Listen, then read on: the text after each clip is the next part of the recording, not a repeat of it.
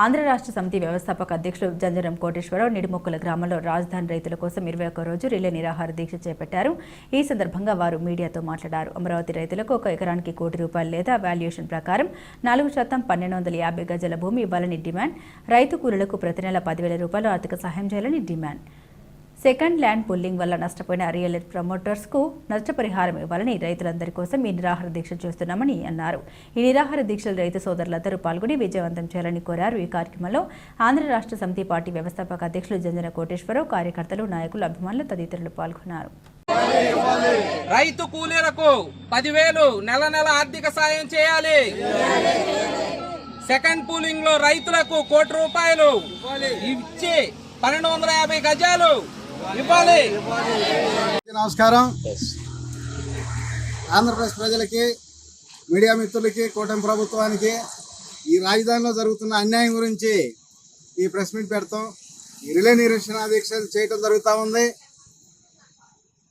ఎక్కడైనా గతంలో ఏం జరిగేది అంటే ఏదైనా ఒక సమస్య వచ్చినప్పుడు అడిగినప్పుడు వెంటనే పరిష్కారం చేసేవాళ్ళు. ఇప్పుడు సమస్య 5 సంవత్సరాలు కొనసాగితే బాగుండేదని ఇప్పుడు కోరుకునే పరిస్థితిలో ఉన్నారు. అప్పుడు అలాగే చేశారు. దాదాపు 14లో ఒకసారి రైతేనని మళ్ళీ కూలింగ్ అని ఈ విధంగా ఇప్పుడు 11 సంవత్సరాలు టైం డిలే చేశారు. రాజధాని ఫస్ట్ పూలింగ్ రైతులే ఎన్నో ఇబ్బందులకు గురయ్యారు. వాళ్ళ గురించి పట్టించుకోకుండా వదిలేసి మళ్ళీ సెకండ్ పూలింగ్ అంటున్నారు. సెకండ్ పూలింగ్లో దాదాపు 44,000 ఎకరాలు అంటున్నారు. అయితే నా తెలిసిన సమాచారం ప్రకారం 1,00,000 ఎకరాల దాకా ఉంది. 44,000 ఎకరాలు కాదు, 1,00,000 ఎకరాల దాకా ఉంది. వీళ్ళందరికీ కూడా ఇయ్యము అని చెప్పి జనం అంటున్నారు. చాలా మంది రైతులు కూడా ఊళ్ళల్లో, గ్రామాల్లో కూడా రానిటల్లా నాయకులు. అలాంటి పరిస్థితిలో మేము శాంతియుతంగా ఆలోచించి శాంతియుత రిలే నిరసన దీక్ష చేసి ఎకరానికి ₹1 ఇచ్చి 1250 గజాలు ఇచ్చినట్టయితే బాగుండిద్ది. తరతరాల నుంచి కాపాడుకొచ్చుకుంటున్న భూములు గవర్నమెంట్కి ఇచ్చి ప్రభుత్వానికి ఇబ్బందులు పడే కంటే ₹1 1250 గజం ఇస్తే ఆ డబ్బులతోటి వాళ్ళ జీవనోపాధి జరుగుతూ ఉండిద్ది. ఈ వచ్చిన ప్లాట్లు వాళ్ళ తరతరాల నుంచి కాపాడుకున్న స్థిరాస్తి కింద, పొలం కింద ఉంటాయి ప్లాట్లు. ఆ విధంగా ఇచ్చినట్టయితే రైతులకి న్యాయం జరిగిద్దని చెప్పి నేను చెప్తా ఉన్నా. అట్లాగే తరతరాల నుంచి రాజధాని రైతులతో పాటు ఈ కూలీలు కూడా నమ్ముకొని ఉన్నారు రైతుల్ని. వాళ్ళకి అన్యాయం జరుగుతూ ఉంది. రాజధాని వచ్చిన ఖర్చులు పెరిగిపోయి నెలకు ₹10,000 వాళ్ళకి ఇచ్చి ఆర్థిక సాయం ఆదుకోవాలని చెప్పి గవర్నమెంట్ కోరుకుంటా ఉన్నా. రైతులు డబ్బులు అడిగారు కదా, మేము వెనకడిగేసాము, మేము అవసరం లేదు అని ఏదో మసిపూసి మారేడుగా చేస్తే నమ్మటానికి అంత అమాయకులు కాదు రైతులు, రైతు కార్మికులు, ఈ ప్రాంత ప్రజలు. అందరికీ తెలుసు. 1,00,000 ఎకరాలు outer ring road, inner ring road మధ్య ఎక్కడైనా సరే ఈ ప్రాంతంలో ఒక 6 మండలాలలో 1,00,000 ఎకరాలు ప్లాన్ తీసుకొని ఉన్నారు. మీరు సింగపూర్ వాళ్ళకి అమ్ముకుంటారా, ఏ దేశం వాళ్ళకైనా అమ్ముకోండి. 10 కోట్లకు అమ్ముకుంటారా, 20 కోట్లు అమ్ముకుంటారా, 20 కోట్ల కాడికి 1,00,000 ఎకరాలు తీసుకొని 20 లక్షల కోట్లకి అమ్ముకోండి. ₹1 కోటి మాత్రం రైతులకి ఇవ్వాల్సిందే. ఇచ్చి భూమి తీసుకోవాలి. అప్పుడే రైతులకి న్యాయం జరిగిద్ది. డబ్బులు అడిగారు కదా అని మేము వెనకడిగేస్తాం అంటే ఎవరో డెవలప్ కాకూడదు, మేము డెవలప్ అవ్వాలనేగా ప్రభుత్వం ఆలోచించేది.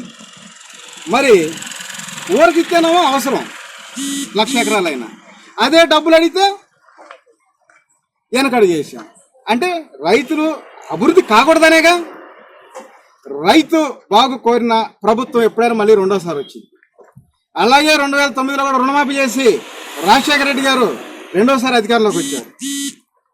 ఈయన 14లో రుణమాఫీ చేస్తామని చెప్పి చేయలేం, అందుకే రెండోసారి రాలే. ఈ విధంగా ఎప్పుడు కూడా రైతు కార్మికుల్ని, ప్రజల్ని ఆదుకున్న వాళ్ళు మళ్ళీ గెలవడానికి అవకాశం ఉంది. నేను కోరుకునేది అదే. ఈ ప్రాంతంలో 11 సంవత్సరాల నుంచి జరిగిన అన్యాయానికి న్యాయం జరగాలంటే మేము వెనకడిగేసాము అంటే ఈ ప్రాంతంలో వెంటనే కన్వర్షన్ చేసేయండి. రైతులకి భూములు వెంటనే ఎల్పీ నెంబర్లు ఎవరు పెట్టుకుంటే వాళ్ళకి ఇచ్చేయండి, మీకు అవసరం లేకపోతే.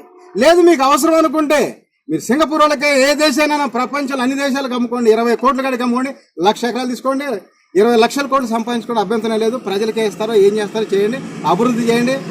ప్రపంచ 4వ నగరం అంటున్నాడు కదా, నిర్మించండి.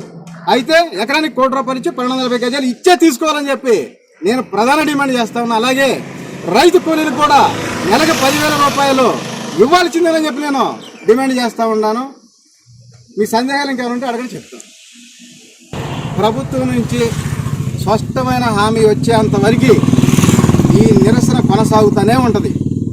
వెనకడిగేయటం లేదు. ఎవరు అనుకున్నారంట ఏదో 4 రోజులు టెంట్ వేసి తీసేస్తారులే అని. నేను దేంట్లో అయినా మొండి పట్టుదల పట్టాను అంటే సాధించేంత వరకు పోరాటం వదిలిపెట్టను. ప్రజల కోసం నేను ఏం చేయడానికి సిద్ధం. అంటే ఏం చేయడం ఏం కాదు, నా ఊపిరి వదులుకోవడానికైనా రైతుల కోసం సిద్ధమే. ఎందుకంటే ఒకసారి ఏదైనా పట్టుదల పట్టకూడదో, పట్టామంటే అది వదిలిపెట్టకూడదు. అదే నిజమైన నాయకుడు లక్షణం. లేదంటే ఇంకా ఉపయోగం ఏముంది? సామాన్యంగా పనిచేసుకొని బతటే కదా. నాయకుడు అనేది ఏముంటుంది? ఇంకా ఏదైనా ఒకటి సాధియాలి అనుకుంటే మనం సాధియాలి. నేను రైతుగా పనిచేసినప్పుడే ఏదైనా సరే పట్టుదల పట్టాను అంటే అది సాధించే తీరేవాడిని. అలాగే ఈ రోజు రాజకీయాల్లో వచ్చి పార్టీ స్థాపించి కూడా ఏఆర్ఎస్ పార్టీ స్థాపించి జేకేఆర్కి ఇంక విలువ ఉంటుందా? వెనకడిగేస్తే ఉండదు. ఎందుకంటే ప్రజల కోసం పట్టుదల